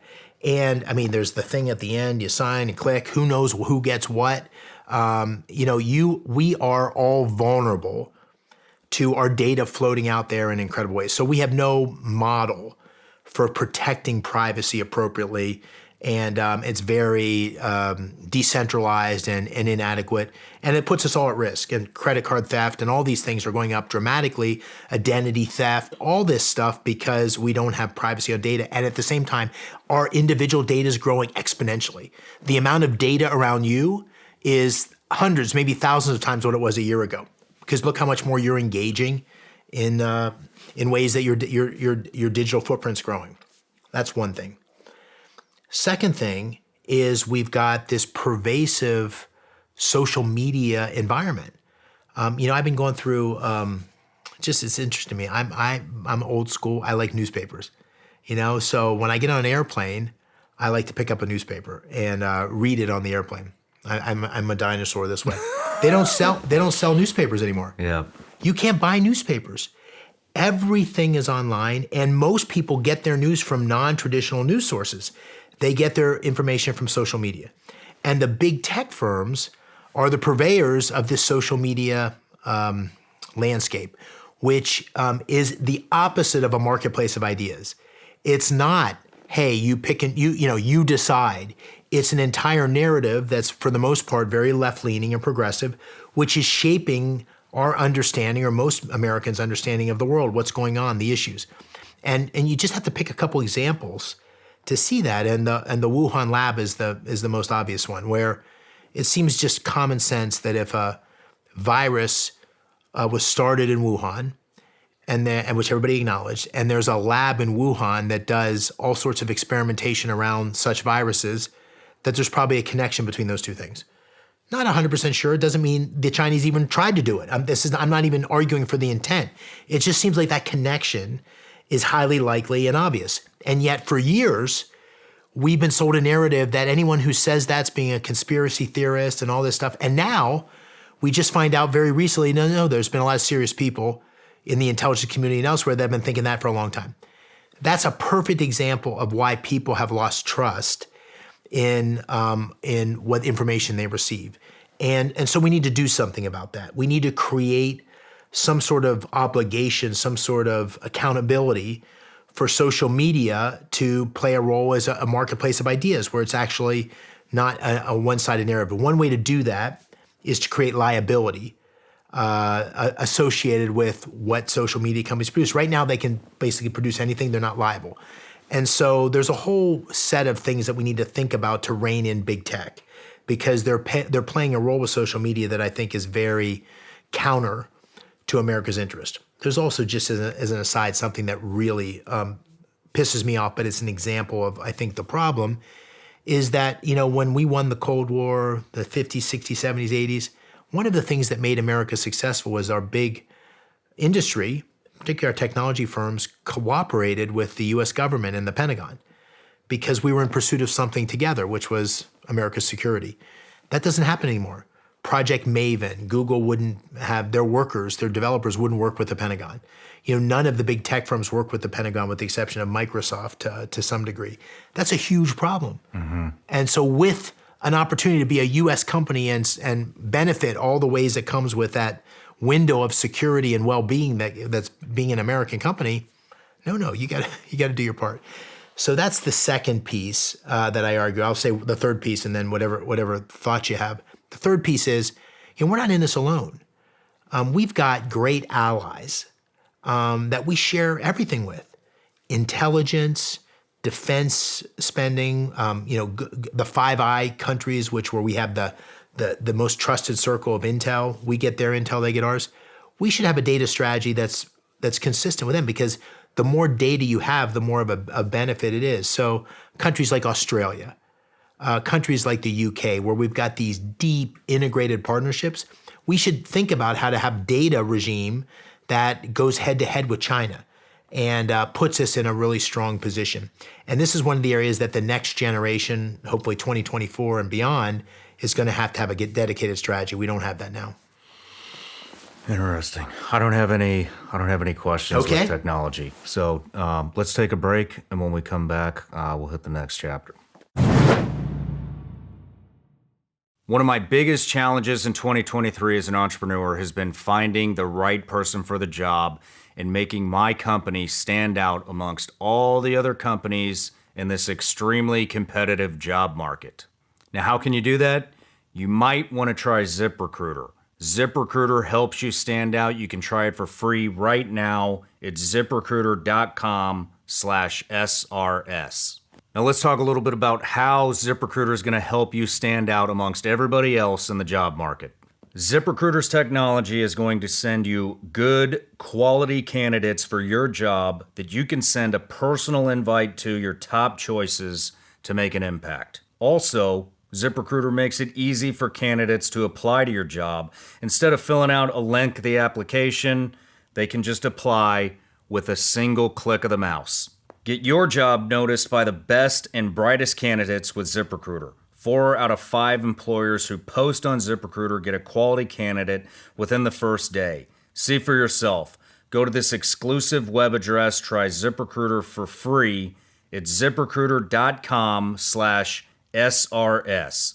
Again, that's ZipRecruiter.com/SRS. ZipRecruiter, the smartest way to hire.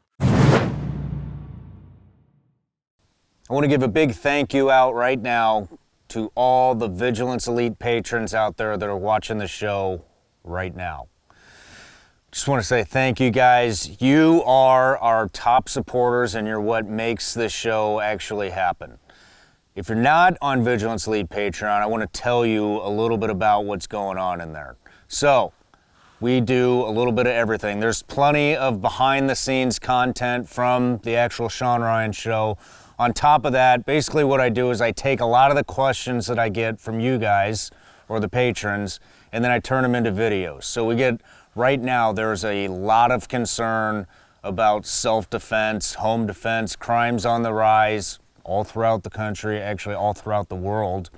And so we talk about everything from how to prep your home, how to clear your home, how to get familiar with a firearm, both rifle and pistol, for beginners and advanced. We talk about mindset. We talk about defensive driving. We have an end of the month live chat that I'm on at the end of every month where we can talk about whatever topics you guys have. It's actually done on Zoom. You might enjoy it. Check it out. And if Zoom's not your thing, or you don't like live chats, like I said, there's a library of well over 100 videos on where to start with prepping, all the firearm stuff, pretty much anything you can think of, it's on there. So anyways, go to www.patreon.com/vigilanceelite, or just go in the link in the description. It'll take you right there.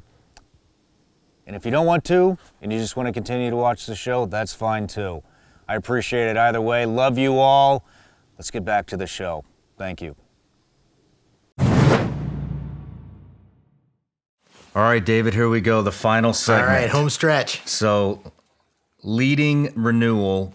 Let's talk about confronting China and securing America. Yeah, the thing about changing the direction of the country is you got to win elections, and you got to have ideas, and those two are related. You got to have leaders that can win primaries, win general elections, and then have ideas for taking the country forward, and then they got to execute them. And so, when I was thinking about writing Superpower and Peril, I didn't want it to just be an ideas book. I wanted it to be a leadership book too, because that's what it's all about. It's all about leaders. When I was telling that Ronald Reagan story, it's about the leaders. And so I identified a couple areas where I thought leadership was really, really important. And the first one was China. And when we talk about China, there's two things we need to do. We needed to go to the gym at home. So you and I just spent an hour talking about the gym, data and technology and education.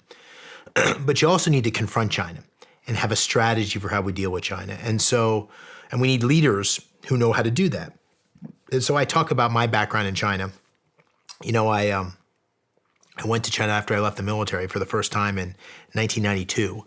And I had read this book, which was called Riding the Iron Rooster, through China, which is this guy, Paul Thoreau. So I went into China, was there for about probably 6 weeks, just by myself with a backpack. And this train was this dilapidated train that drove through the countryside. But China was rural.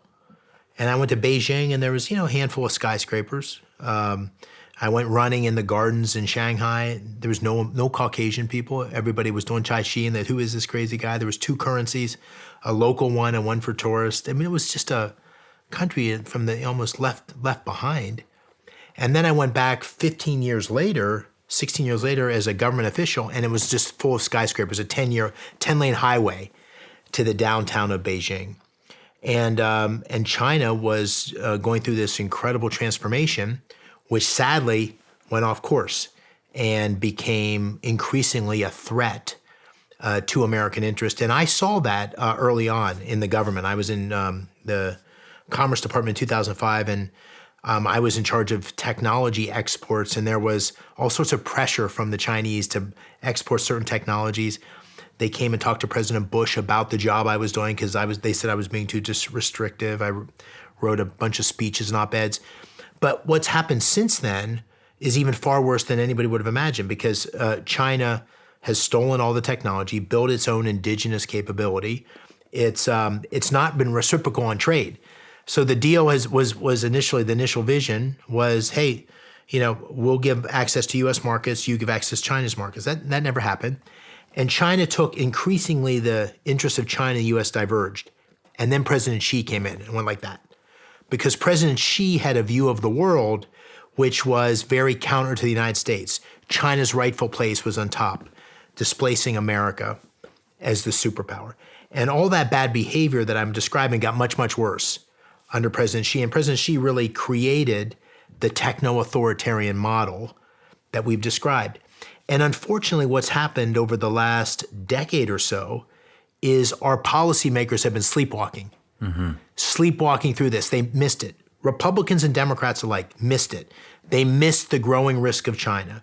And then President Trump showed up. And to his credit, and I give him credit in the book and I gave him credit on the campaign trail, he called out China for what it was, which is a true adversary, and began to put in place a set of policies to deal with that, ensuring more reciprocal trade and so forth.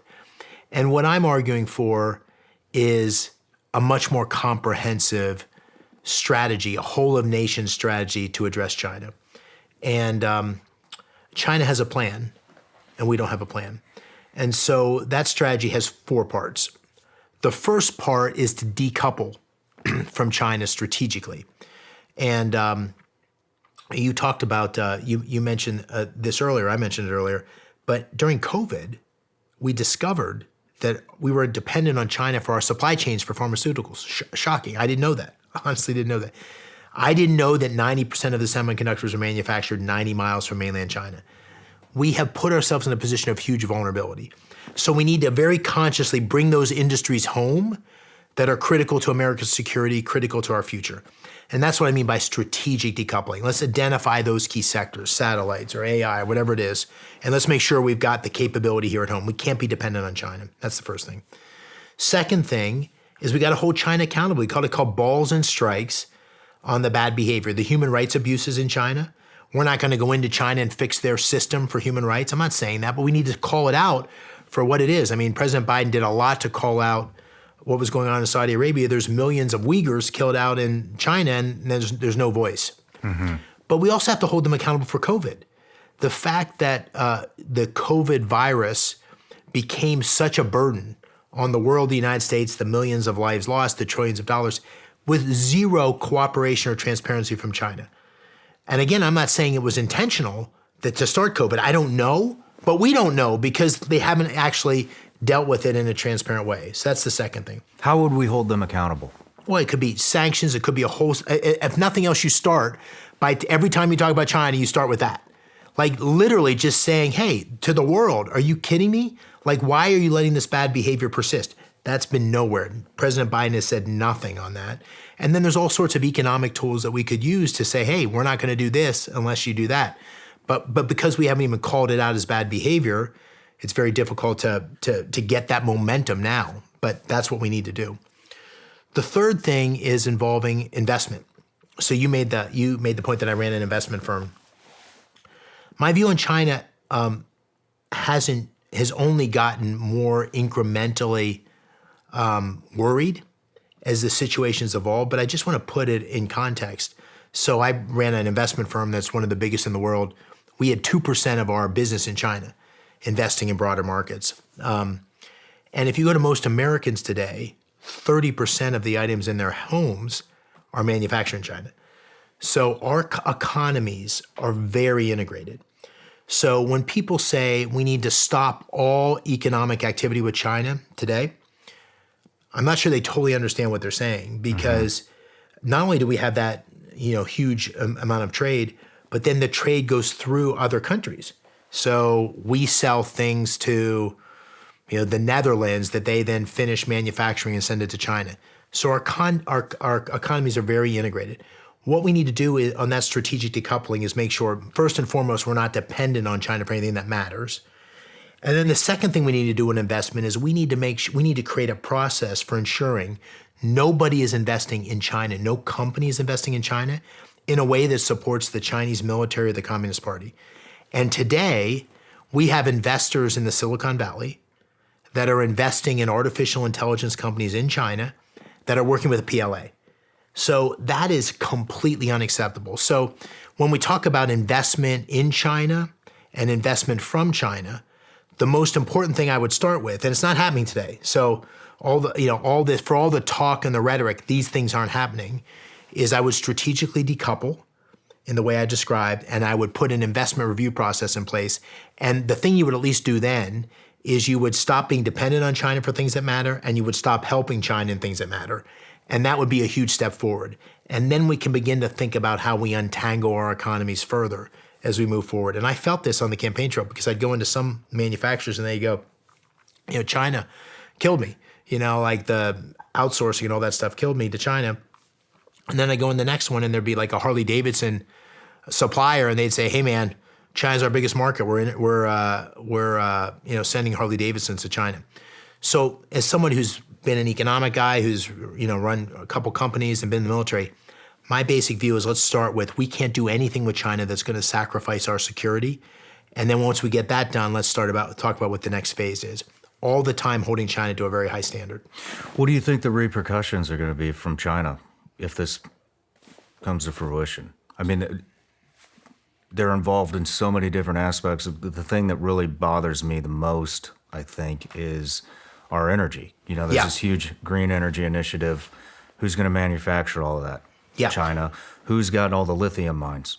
Right. China. Well, this is the great irony of the Biden administration, right? So energy policy has done two things, I think. It's made us less secure, less environmental, and more dependent on China. Let me describe what I mean by that. So Pennsylvania is a huge fracking state. Got great natural resources there. If Pennsylvania were a country, it'd be like the fourth biggest natural gas reserves in the world. Okay. So it's huge. And so when President Biden came into office, he stopped the Keystone Pipeline. He doubled down on a number of regulations. And that was particularly challenging for fracking. And yet fracking is very, very clean from an environmental perspective. It's very, very safe from an environmental perspective. So almost overnight, what happened is we became less secure because we went from being an energy exporter to an energy importer. So we were dependent on others. It was damaging economically because all those jobs in places like Pennsylvania and Texas and elsewhere were pushed back because the purchases, the restrictions on drilling and so forth, and that doesn't just hurt the energy industry; it hurts all the derivative industries that come with it.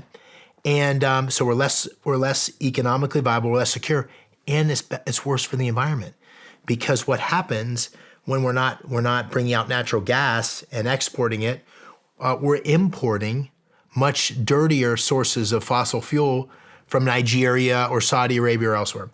So in one fell swoop, Biden made us less secure, he made us less economically viable, and he made us less environmentally sound. And I'm someone who, I'm an environmentalist in the sense that I've got a ranch that I, protect the things. I am very focused on protecting the environment, but I'm protecting in a way that's great for Americans, that's great for our industry, that's great for our national security.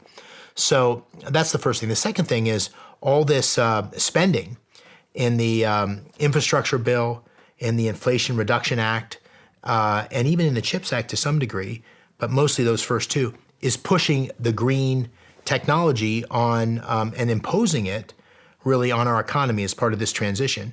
And finally, as you say, most of what's required to make that green revolution happen is highly dependent on China.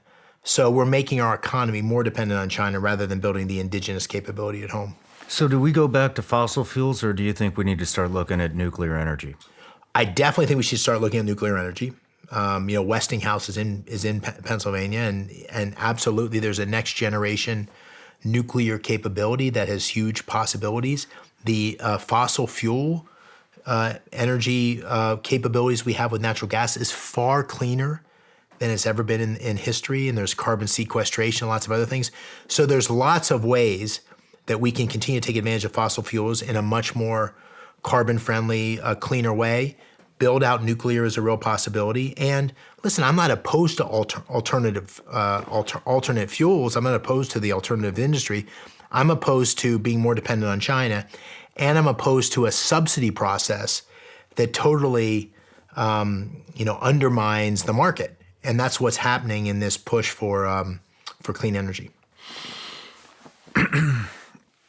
One question on your business dealings with China, even if they only were 2%, what I'd like to know is what was the turning point where you realized? Was it COVID? Was it the pharmaceutical industry? The big difference I had, and I talk about this in the book, I I wanted to sort of make a real point, and this became a very public thing. My difference with the founder of my firm, who is a big China supporter, is just not recognizing the threat from China. And so my view is that China has become an existential threat. It needs to be treated like an adversary, and that we need to have our economic policy and our national security policy reflect that reality. And so I recognize that if you went to the top 100 companies in the world, or companies based in the United States, U.S. companies, many of them are highly dependent on selling products into China at the moment. That is, important for American workers and all that stuff. So if we untangle from China's economy, it's going to have to be very careful how we do that as it affects American workers. But once you identify China as an adversary, then you start to do the kinds of things that I'm saying to mitigate your risk.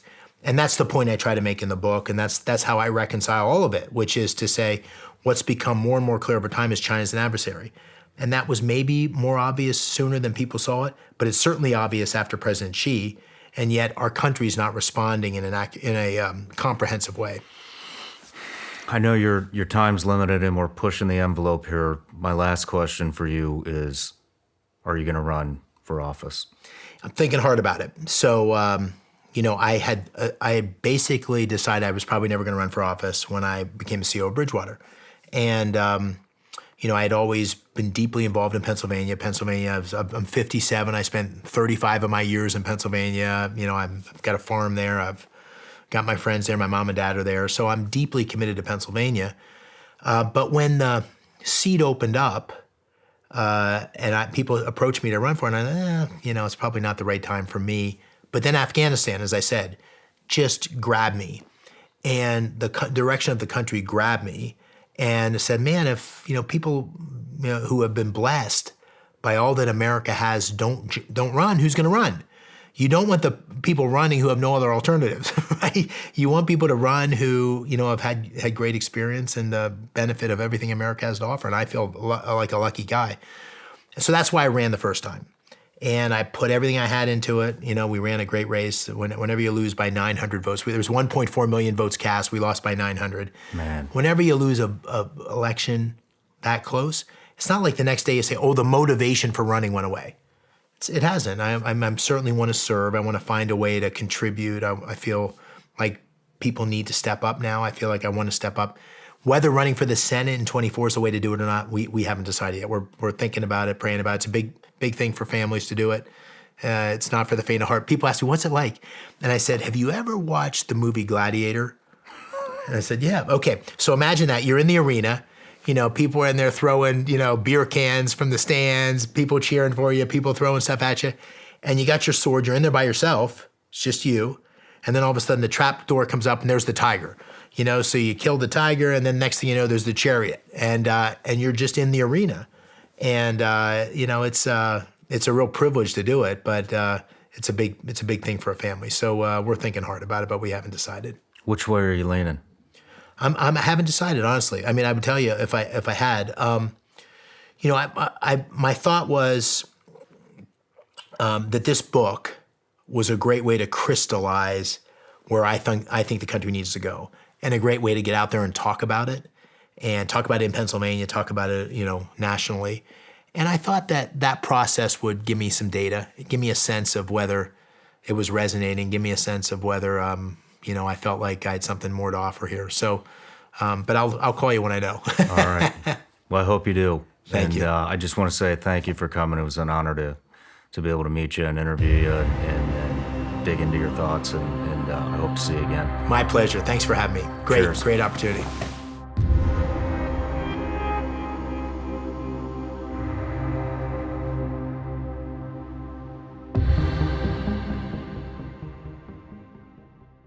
Hey everybody, I'm Shawn Ryan. Click here to subscribe to the Shawn Ryan Show YouTube channel for the hottest and most compelling interviews that you will not see anywhere else. I've also made a playlist of all the previous SRS episodes so they're easy to find. You can find that right here.